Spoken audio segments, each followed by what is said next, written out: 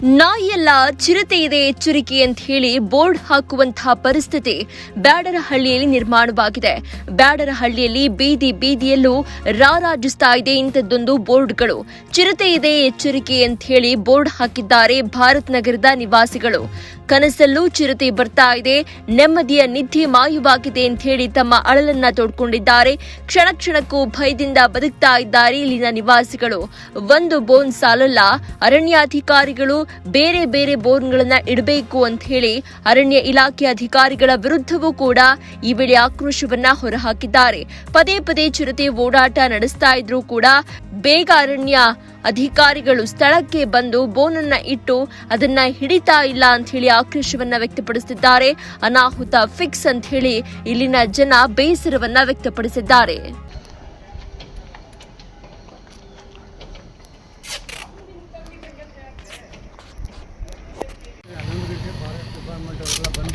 ಅದೇನು ಸೈರನ್ ಬಂತ ಸಿಕ್ಕರು ಏನು ಪ್ರಯೋಜನ? ರೋಡಲ್ಲೇ ಹೊಡೆದ್ರು ಸರ್ ಅವರು. ನಮ್ಮ ಮನೆ ಮುಂದೆ ರೋಡಲ್ಲಿ ಹೊಡೆದಿದ್ದವರು.